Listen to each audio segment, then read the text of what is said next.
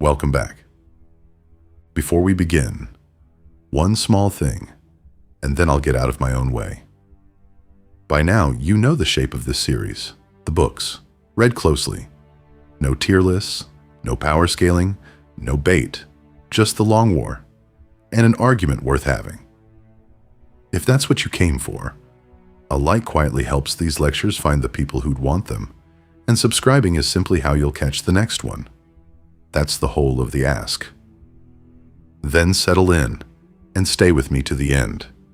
This is a story that only pays off once you've heard all of it. And let me be honest with you from the first word. Of all the Emperor's sons, of every figure we've walked through in this long war, this one is, I think, my favorite. Not the grandest of them, and not the most loved, the one I keep returning to. By the end, I hope you'll see why. Introduction.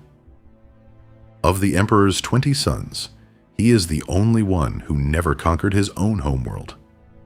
He saved humanity from a threat no one else could have stopped, and received not a single honor for it. He was, in all likelihood, the most gifted engineer of all the primarchs, a mind that could hold dozens of calculations at once, and all his life that genius stayed locked inside a single trade: war.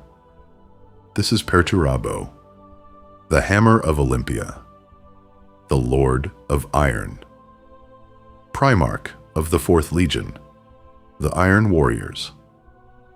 I have called today's lecture this: Perturabo, the Unrecognized Apotheosis and Fall of a Saviour of the Galaxy.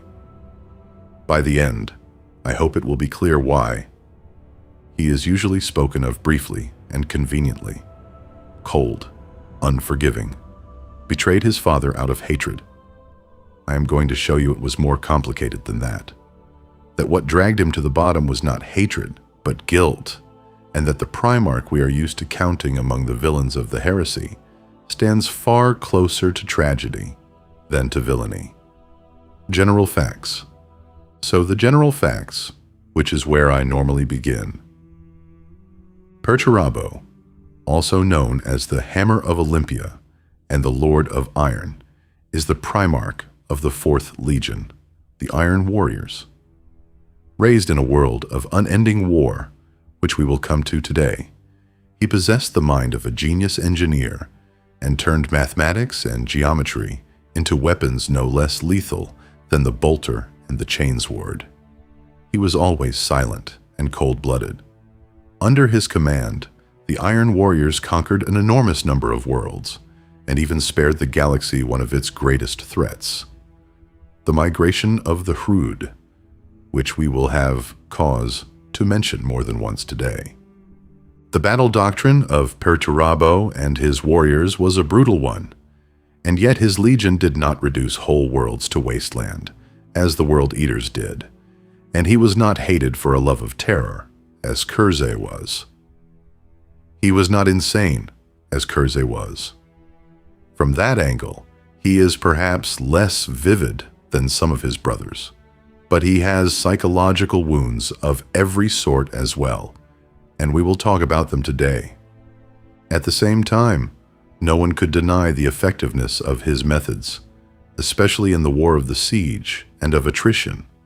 Perturabo, as we all know, is the unrivaled master of siegecraft, and he never preened over his talents. He admitted outright, for instance, that if it fell to him to storm a fortress defended by the Sons of Dorn, the contest between them would be effectively endless. Conquering countless worlds in the Emperor's name, Perturabo, as we will see plainly, never believed in his father's dream. To him, it was simply another task, to be carried out with mathematical precision. He did not let his feelings show, as befits, in a sense, a true man and a true warrior. But the resentment he bore his father for never giving him his due curdled in the end into open hatred, the hatred that drove him to step over the line, to drown his own Olympia in blood, and to join Horus, We are now going to trace everything that led him to that ending. The making of a primarch.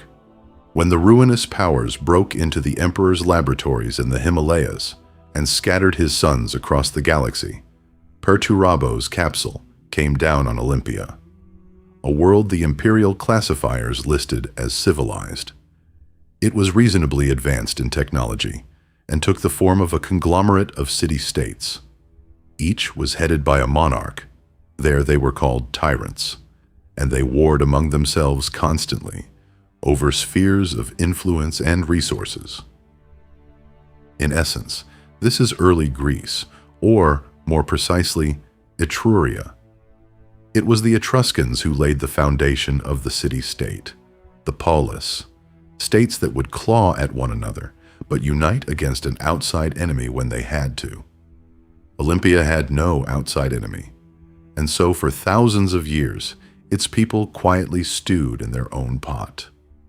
At a certain point, Dammekos, tyrant of Logos, one of the strongest cities, heard tell of a miraculous boy who wandered the settlements, never staying anywhere for long. Despite his youth, the boy was exceptionally wise and impossibly strong. Before long, Dammekos's warriors found that very boy as he climbed a sheer cliff towards the summit on which the city-state of Logos stood. He was brought before the tyrant and did not resist. Dammekos tested him in the arts of war and of the intellect. The finest fighters of Logos could not best him, and the finest scholars could not stand against him in argument. So Dammekos offered the boy a bargain. In exchange for absolute loyalty, he would teach him everything he himself knew, grant him access to the archives of Logos, and fund any research he wished. The boy agrees, and Dammekos becomes, in effect, his adoptive father. From then on, they spent a great deal of time together, and the future primarch absorbed knowledge at an astonishing rate, as is characteristic of every primarch.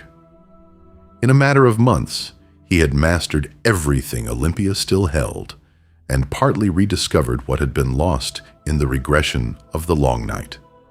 And so he became Perturabo, an outstanding engineer. But over those years, Dammekos, who was in truth simply using his adopted son's genius to expand the reach of his own city, instilled other qualities in him: unscrupulousness, shrewdness, distrust, cold calculation. Much of that was conditioned by circumstance, which we will return to. And here is the thing that matters. The court of Dammekos, mired in intrigue, gave the boy far more than Dammekos himself would ever have wished to. It was there, in his youth on Olympia, that darkness settled into Perturabo's soul. But Dammekos was not the cause of it. As I recall, this is beautifully described. Climbing the mountain towards Logos, he saw the Eye of Terror in the sky. It was not called that yet. That name Perturabo himself would give it later. He saw the eye across time and space, and here Nietzsche's famous formulation is fitting. When you gaze into the abyss gazes back into you. That line describes Perturabo better than any other across the whole of his life, but above all, in those first years on Olympia. He knew something was watching him, but could not grasp that the gods of chaos had, in all likelihood, already chosen him for their champion, even then. And for the whole of his life, they walked at his heels, gnawing at him from within. When the future primarch came of age, custom on Olympia required him to choose a name. And by that same custom, it had to be the name of one of the ancestors of the line to which he belonged, which meant the line of Dammekos. But Perturabo decided otherwise. He chose a name out of an ancient text, written before the age of strife and unity, a text he alone was able to translate. He was the only person in all of history who knew the true meaning of that name. We will come back to it, because with the primarchs, as we know, the names are telling ones. The Wars of Olympia, After this, he takes command of the army of Lokos, and Dammekos' rivals surrender one after another. With his exceptional genius and his military inventions, Perturabo defeats them all. Here it is worth noting that Olympia was a mountain world, where pitched battles on open ground almost never occurred.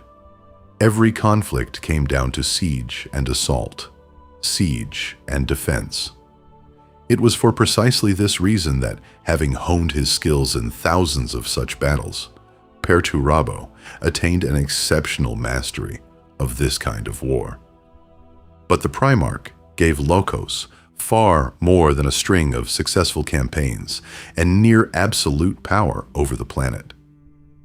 His genius reached much further. Out of his chambers came an unending stream of designs. For architecture, for engineering, a multitude of inventions that improved every aspect of life for the people of Lokos and of Olympia as a whole. Under his direction, the finest architects, engineers, smiths, and warriors of that world flowed to him. At first, the people respected Perturabo, though he seemed to them cold and withdrawn. Though seemed is not quite right. That is what he was, because he had no choice. At the court of Dammekos, as at the court of any tyrant on Olympia, candor led a man without fail to his grave. And so Perturabo could not be otherwise. It was necessary to his survival. There were attempts on his life, as we shall see, so he had to defend himself, and there was no need to provoke anyone further than that. And it is here that Perturabo earns his title, the Hammer of Olympia, for the merciless way he hammered the planet's warring city-states into submission, one conquest at a time, with a great many attempts made on his life along the road. His victories did not bring Olympia peace, not in the slightest, but they did at least end the age of total war, of all against all. And throughout it, Perturabo never took part in intrigue and never sought power. He acted far more effectively. In answer to a provocation or an attempt on his life, he simply burned whole cities to the ground, curing his enemies of any wish to try again. It is impossible not to think here of Conrad Curzy, and by then it was hard to say which the people of Olympia saw more of in him, the executioner with the bloodied hands, or the guarantor of a fragile peace and of at least some kind of order. Either way, Perturabo never once moved against the power of Dammekos, and Dammekos gave his son no cause to. The arrangement suited them both. It is interesting to wonder what would have come next had Dammekos not died of old age. He did, in the end, die of old age. And that event is important for Perturabo's story. We will come back to it. But had he died sooner, Perturabo would most likely have taken his throne. What would have followed then? One can only guess. The coming of the Emperor and the Great Crusade. At this point, the Emperor comes to Olympia. By then, Perturabo had already grasped his own nature and was, in effect, waiting for his creator. He took to the idea of the Great Crusade readily and left Olympia, which had never been a home to him, without regret. Olympia itself entered the fold of the Imperium without bloodshed. It suited Dammekos, since he stayed on to rule, but now without Perturabo, of whom he was, in fact, afraid.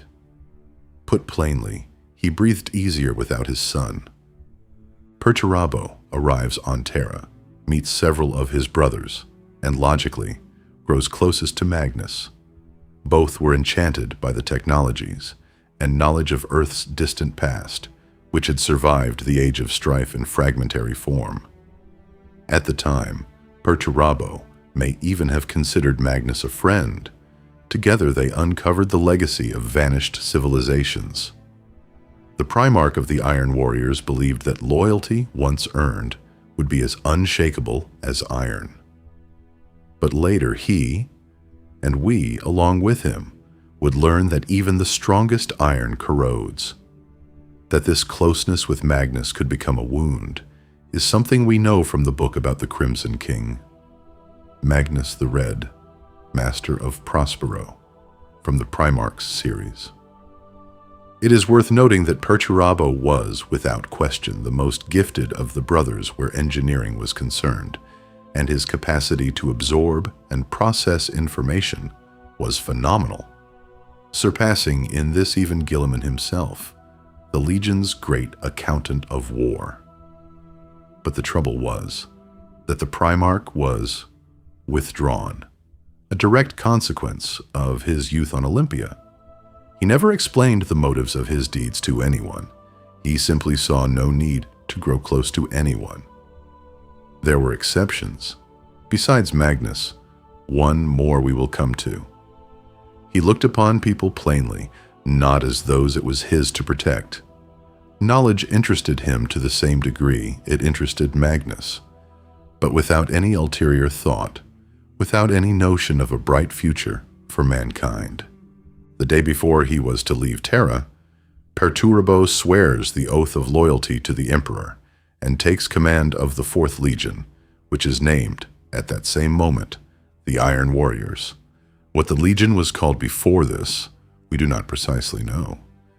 At the start of the Great Crusade, Perturabo had roughly 35,000 legionaries, whom he divided among several expeditionary fleets and sent to different parts of the galaxy.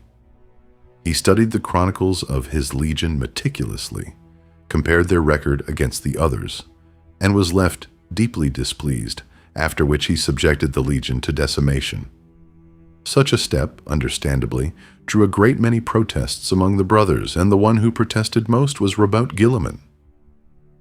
And here Guilliman is easy to understand. The Iron Warriors had by then run many joint operations with the Ultramarines, and he could see that this was a very strong legion, and the punishment unjust. But Perturabo explained his position to his warriors at once. He said they were not guilty of losing some of those battles. Many in those circumstances could not have been won, but they were guilty of not using their potential to the full, of not doing everything for victory.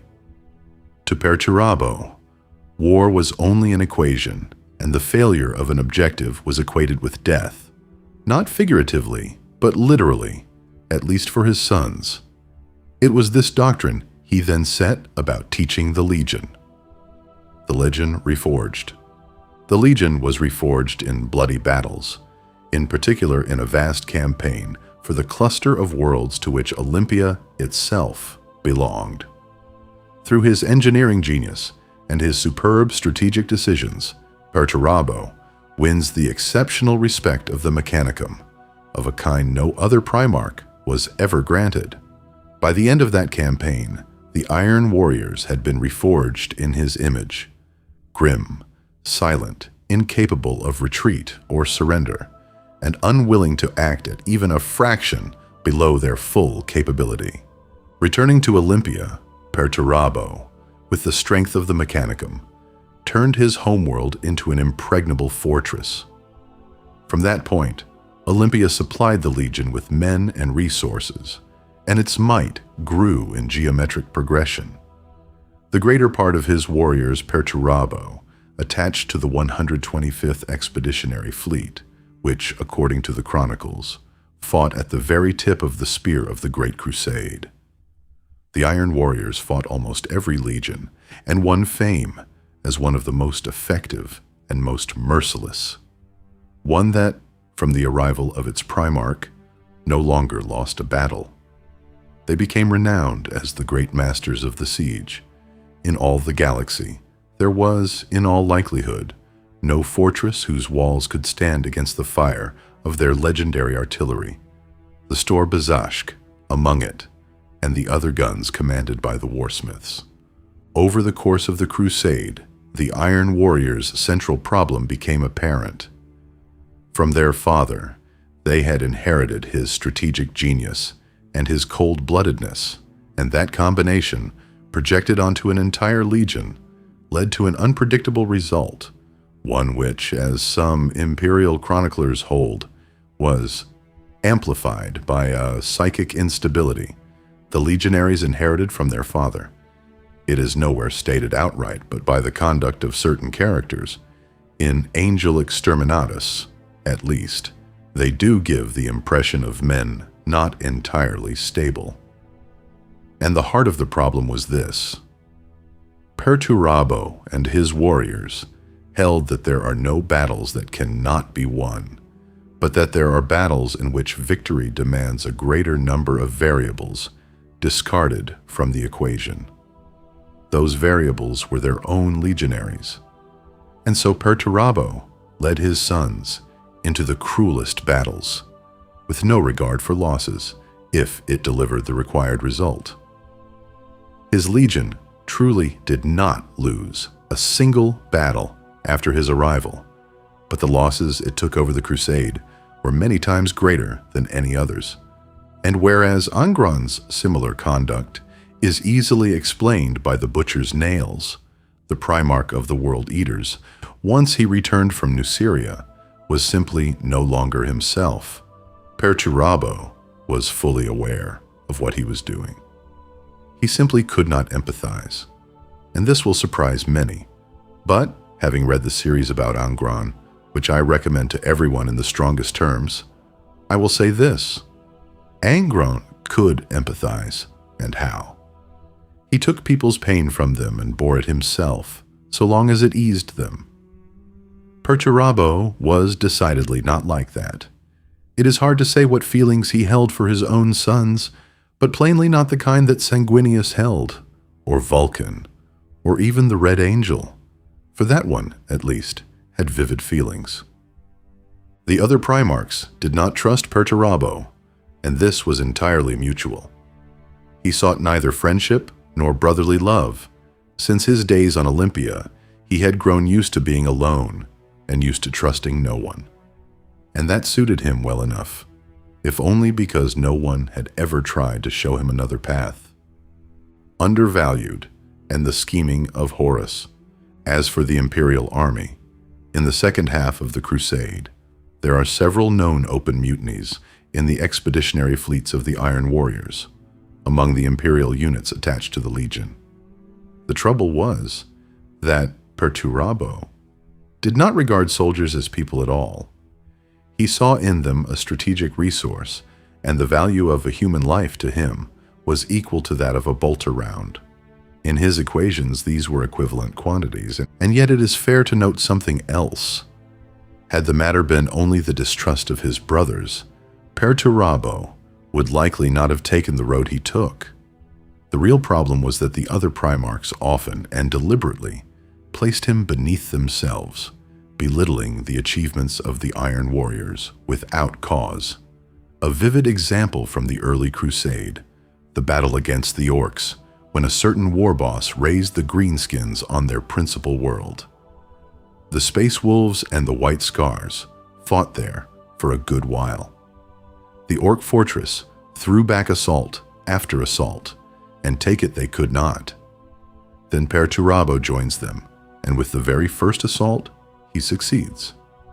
Yet the Imperial Chronicles record that the campaign was won by the Space Wolves, the White Scars, and their brothers in arms. There it is.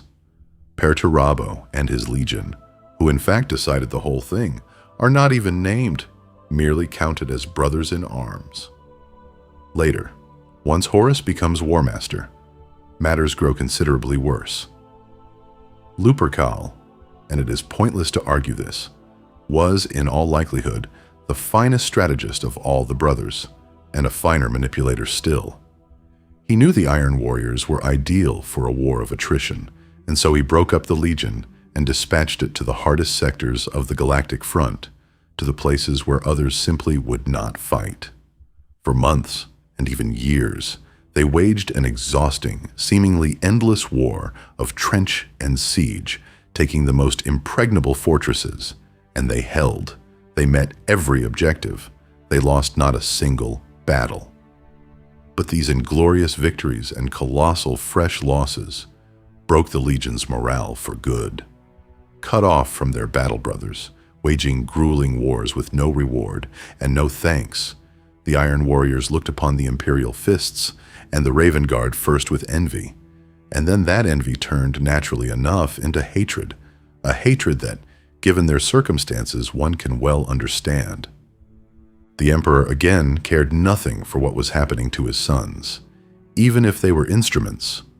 Many lay the blame for all of it on Lupercal's cunning scheme, and perhaps he did indeed, deliberately, turn the Iron Warriors into a garrison legion, dispersing them further and further across the conquered worlds. And Perturabo, bound by that same oath, obeyed the War Master without question, though he did not wish such a fate on his warriors. Telling here is the planet Delgas.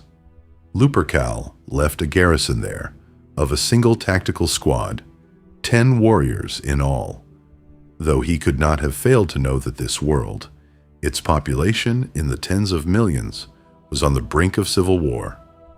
And still, he reinforced the contingent in no way at all.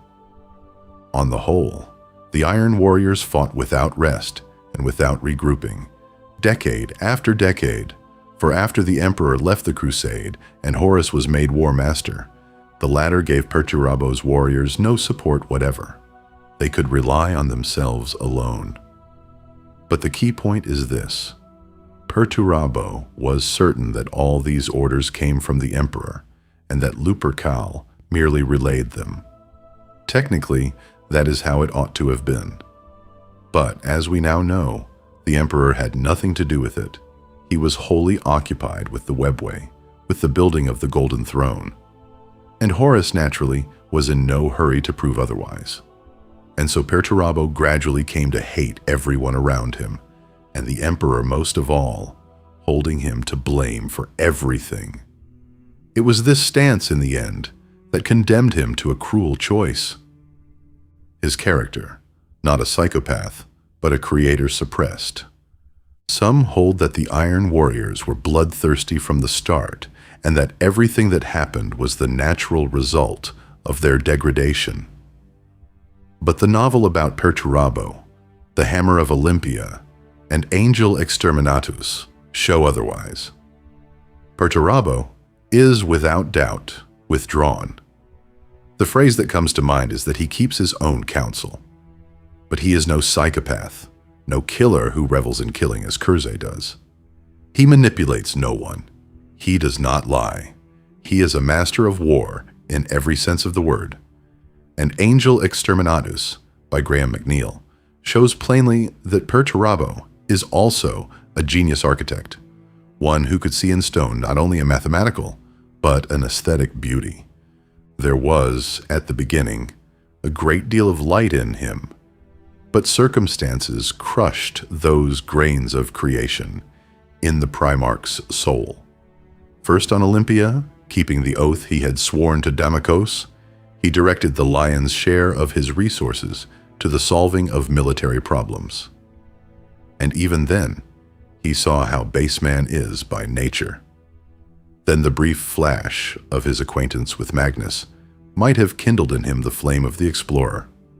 But the Iron Warriors came to be used on the hardest theaters of war, and Perturabo's fire went out once more, reduced to a pair of smoldering coals. And then Horus splinters the Legion for good, and the brothers, with their contempt, root in Perturabo the doubts that the ruinous powers would later put to use. The Fall, the Hrud, and the Olympian Revolt. In the final years of the Great Crusade, Horus is now unmistakably and deliberately breaking the Iron Warriors into small groups, often sending them into battles that simply cannot be won. A string of defeats begins, finishing off what remained of the Legion's morale.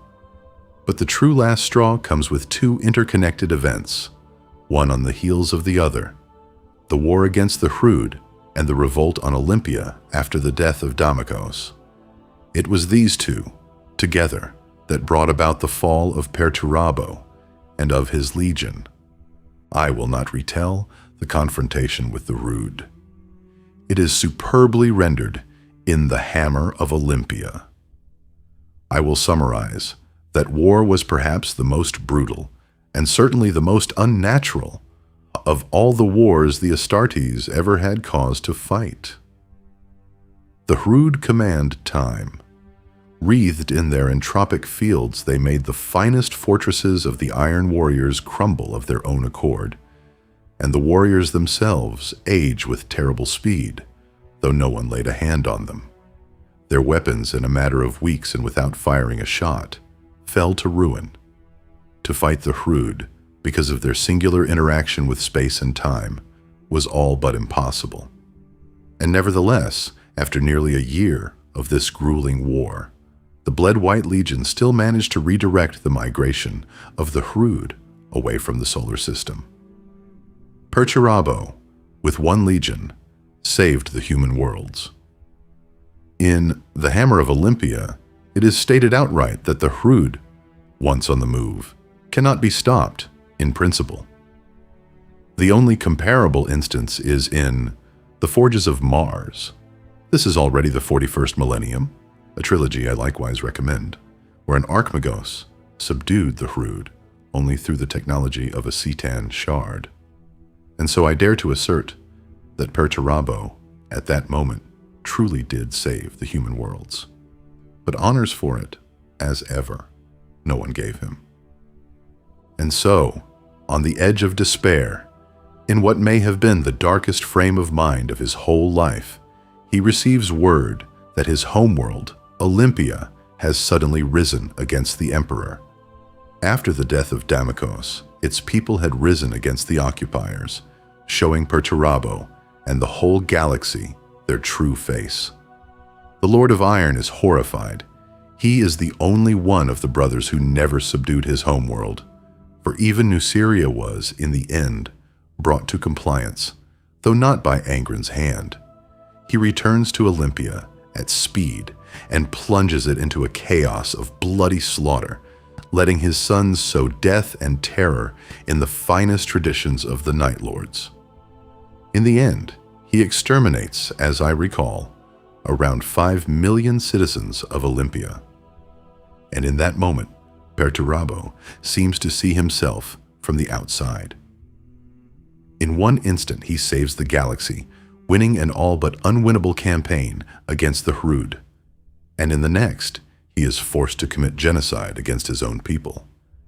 He understands that his father will never forgive him for it, and that a return to the fold of the Imperium is now beyond him.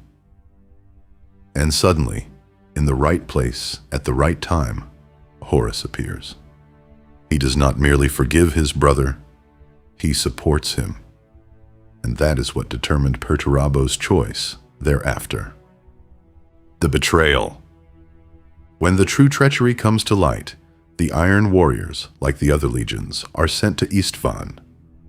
On the way, Perturabo deceives Lionel Johnson, of which we spoke in detail in the lecture on the Lion. He talked him round and secured for himself the Lion's colossal artillery. After that, he joins Horus in the drop zone and casts in his lot with the War Master. Many are convinced that Perturabo sided with Horus because he hated the Emperor more than he did his brothers. But although he did hate the Emperor, and many of his brothers, and had his reasons too, that was not the heart of it. The darkness in the Lord of Iron's heart had lived there from the very start, but it was not hatred that gave it its outlet. What gave it its outlet was guilt. Guilt before his father, before his brothers, before his own warriors, before the people of Olympia, and even before himself, demanding mathematical perfection of everyone. He had never attained it himself, and had only failed those who trusted him and followed him. Every event we have described bears this out, and Lupercal at that moment promises his brother forgiveness, promises he will be rid of his guilt forever, that he will speak his mea culpa. Horus promises, when the Imperium and its ideals turn to dust, Perturabo will be guilty before no one. It was precisely this promise that drove him to take the final step. Fulgrim and Angel Exterminatus. In the aftermath of Istvan, Fulgrim appears unexpectedly. He wishes to meet with Perturabo, and Perturabo agrees. They had never been friends and had scarcely grown close at any point across the whole crusade, but Fulgrim's striving towards absolute perfection appealed to Perturabo. I will not retell the whole of this epic. It is superbly set out by Graham McNeill in Angel Exterminatus. In brief, Fulgrim deceived his brother, telling him that deep within the Eye of Terror lay a weapon called the Angel Exterminatus, one that would tip the scales, guaranteed, in Horus's favor. Later events show he did not quite lie. He himself became that angel, that instrument, which to a degree did tip the scales towards Horus. Perturabo did not trust Fulgrim.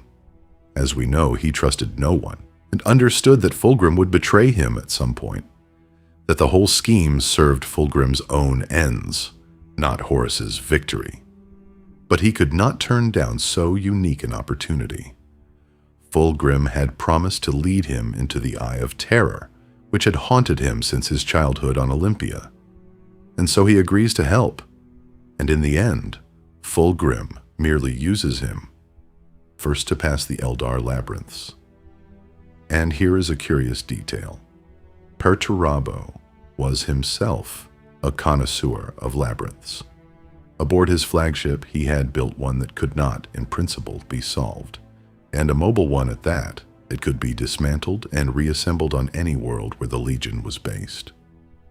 One just like it, at Kurz's request, he made for Kurz's flagship too. Then Fulgrim uses him in order to ascend. He gifted Perturabo a stone, no ordinary stone. It drew out the Lord of Iron's life force, which Fulgrim needed for his ascension to Demon Prince. And here Fulgrim utters a curious line. I quote it close to the text. He says, "It should have been only you, no one but you, that perhaps you are the strongest." That is what Fulgrim says of Perturabo. And in large part it is fair. Perturabo is exceptionally strong, and in his martial qualities, in all likelihood, one of the strongest of the primarchs, a question we will come back to. And one more important point. Perturabo never learned why. From his very childhood, he saw the Eye of Terror, and we, along with him, never learned it either. Once, and only once, he asks Fulgrim whether his modified eyes see anything of the like, at which Fulgrim only shakes his head and looks at him with contempt. After that, Perturabo does not return to such questions. This, tellingly, means that with some of his brothers, he did, after all, try to grow close. Could the Lord of Iron see the warp? It is hard to say. Perhaps he saw it in some way of his own, not the way Magnus did. Though, were that so, it is strange that in Master of Prospero, the Primarch's novel devoted to Magnus, the theme is never once raised between them.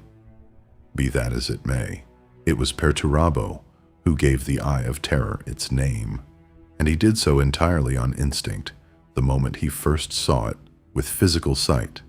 Then Fulgrim becomes the first demon prince and departs, after Perturabo destroys his physical shell, itself necessary for the rebirth. Before departing, Fulgrim promises they will meet again. The Iron Warriors leave the dying Elder World, escaping by diving into a singularity, and Fulgrim's prophecy comes true. Slaves to Darkness and the duel with Angron. In time, the two Primarchs meet again. This is now the plot of the novel Slaves to Darkness by John French. For a study of Perturabo, the book is very important. First, it shows he long resisted the influence of chaos and the corruption seeping into his legion and wanted nothing to do with it. Second, that he had stopped believing in Horus, and perhaps never believed in him at all. By the time of the muster of Horus's champions, he could already see the War Master was broken and was continuing the war for its own sake. This is superbly described both in Slaves to Darkness and in Wolfsbane. Though, in truth, scarcely any of the traitor primarchs at that point fully grasped what Lupercal had become, and that nothing, in essence, remained of him. But in the course of our study, we grow ever more convinced that many of them had motives entirely serious and explicable. And the third key point of Slaves to Darkness is the description of the duel between Angron, remade by then into a demon prince, and Perturabo. As to who came out of that clash, the victor, there is a great deal of argument.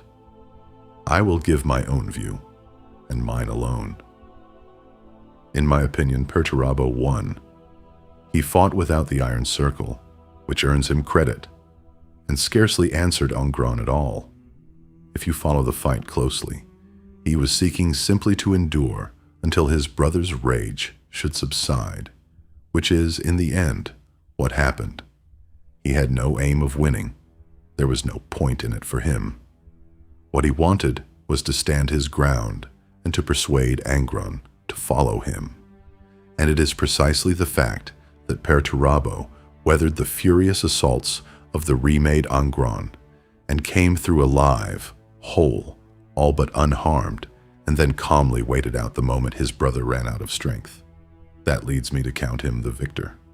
After the Heresy, the Iron Cage. There was also the Battle for Fall, important for the whole Civil War, but for Perturabo's character, it adds nothing new, and I will leave it aside. It is interesting above all strategically, and deserves a separate discussion. Better that I speak of what came afterwards. Precisely how the Iron Warriors took part in the Siege of Terra, we do not yet know. We know only that after the killing of Horus, they, like most of the traitor legions, withdraw into the Eye of Terror. But by that point, Perturabo had, across the whole galaxy, an enormous number of fortified outposts and strongholds. One such was the so-called Eternal Fortress, a colossal defensive system on the world of Sebastus IV. Before departing for good, Perturabo leads the main body of the Legion into that fortress and begins to goad Dorn into an attack. And here we see the scales swing. First, it is Perturabo, who blames himself for everything. Now it is Dorn's turn. The two had a standing rivalry, the Master of the Siege against the Master of Defense, forever set against each other, yet never once met in open battle. And though it might seem there could be nothing in common between them, in fact they had a great deal in common. Crushed by guilt, Dorn throws himself into battle, spurning the standard combat doctrine of the Imperial Fists, and assaults the Eternal Fortress. Iron and stone finally meet at full force, but by the irony of fate, they change places. The Master of Defense, Dorn, attacks, and the Master of the Siege, Perturabo, defends.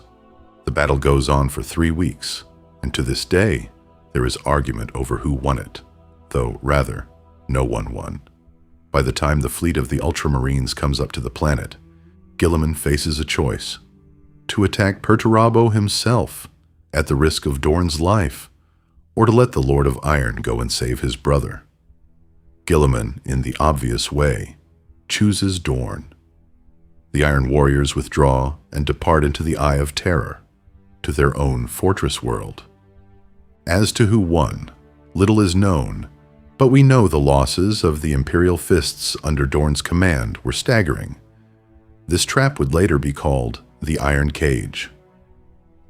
We know, too, that afterwards the Fists took no part in any large-scale campaign for 19 years.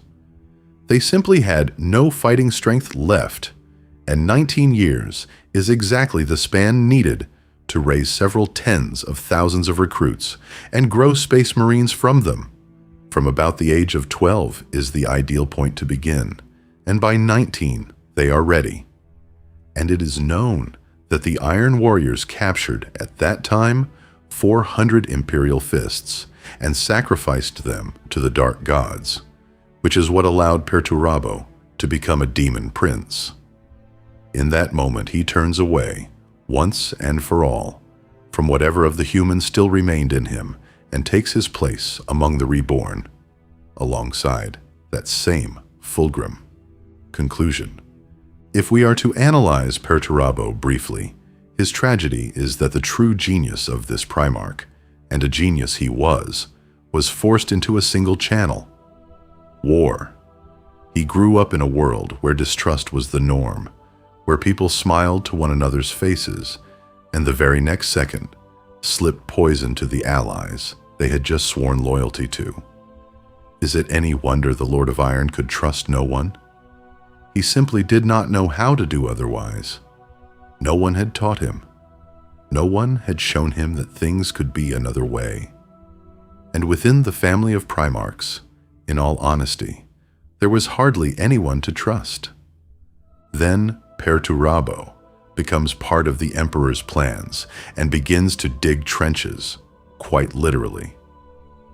I have shown, fairly plainly, that across the whole of this extraordinary campaign of conquest, his legion was handed the hardest sectors, the places where any other primarch or legion would either not have survived or would have refused the task that seemed impossible. But Perturabo differed from the others in principle. For him, the objective always had to be attained, and the objective always justified the means. And though it is nowhere stated, it seems to me that, perhaps, this was his way of trying to earn the respect of his brothers and his father, that he wanted to see them, if not as friends, then at least as allies. But Perturabo always kept his thoughts to himself, and so his motives remain, for us, a mystery. The fact remains that the other legions truly did undervalue him, and even despised him. On the other side were primarchs such as Sanguinius, Leman Russ, Vulcan, Fulgrim, everyone favored by the Emperor, everyone an exemplar, winning epic clashes. The chroniclers entered into the records across every corner of the galaxy. I do not think Perturabo's victories were any less significant, his victory over the Hrud above all. But no one sang his praises, and still he did not murmur against his father. He kept it all within, until Horus became War Master. That was the trigger for him, and once Lupercal set about undermining the legions, the fall of the Lord of Iron became a matter of time. I will say again, he can, without doubt, be understood, and especially well in the matter of Olympia. After the monstrous, unnatural confrontation with the Hrud, he suddenly learns his homeworld has risen. He understood perfectly what Olympia was and what kind of people lived there. He knew it needed only a small spark for the fire of revolt to blaze up. And I am certain that in any other situation, Perturabo would simply have pacified Olympia as he always did, exterminated a certain number of the rebels, and left an appointed governor to rule. But Dammekos chose the most inopportune of times to die, at the point when Perturabo was in the grimmest of moods, furious at the whole world over that stupid and in every respect wrongful war against the Hrud. For he did not even know why and to what end the Emperor had sent him there. And the Emperor, as ever, knew everything perfectly well. He simply had not troubled to explain to his son that his legion was, quite literally, the only one that could redirect the migration of the Hrud. No one explained it. However brilliant a strategist you are, there is much you do not know if you are not told it. And the Emperor himself, by all appearances, is far from knowing everything. Which is to say that, at that moment, Perturabo had grown tired of overcoming. And he too needed some kind of spark to catch fire. Olympia became that spark. As for his certainty that his father would not forgive the genocide, that is debatable. Perhaps he ought to have thought again, gone and made his confession before his father. I suspect the Emperor could have forgiven him. But Horus had, by then, already done his work, and so Perturabo's choice was, rather, a natural one. And one must not forget, besides, that over him, as over Mortarion, the hand of chaos had loomed from the very start. Only, whereas chaos chose Mortarion, by chance of circumstance, Barbarous was simply that kind of world. With Perturabo, it is all far stranger, and, in fact, inexplicable. Again, why did he see the eye from childhood? Why did it beckon to him so literally? How was he connected to the warp at all? All the primarchs are psychers, but the bond of the Lord of Iron was decidedly of some other kind. Here, unfortunately, we can only speculate. And one might speculate, among other things, that Perturabo's path was predetermined from the very beginning. And whereas Curzay and Angron, I can vindicate 100%. With Perturabo, everything seems more complex. Perhaps he did, judging, among other things, by his sons, have some psychic defect, one that partly accounts for his singular psychic sight, though which is cause and which effect is, again, a debatable question. In any case, external factors weighed heavily on his turn to Horus. The colossal influence of Dammekos, and the very upbringing under the wing of a two-faced adoptive father, a truly Kafkaesque one. I had feelings much like those of Kafka's The Castle, the confrontation with the Hrud, and no less the influence of Horus himself. And in conclusion, so the picture is complete, let me remind you. People often forget that Perturabo created a golden lion of exquisite detail, which he meant to give as a gift to Lionel Johnson, but never had the chance. That he raised great works of architecture, conceived not as courts of judgment, but as places for contests in the arts of war and of the intellect. That he made the famous celestial orrery. The primarch of the Fourth Legion was not merely a master of war and a genius of the siege. Many hold he was a creator in a far broader sense. It is only that other directions in life were never allowed him to realize, not so much by circumstance as by the beings who stood beside him. It is for this reason, incidentally, that he agreed to Fulgrim's request to raise an amphitheater for a single performance. Telling, too, is that Perturabo himself did not think it right to call the legions loyal to the emperor traitors, Dorn, and the rest he called simply enemies, and said of them that they were instruments of the emperor, either too naive or too blind.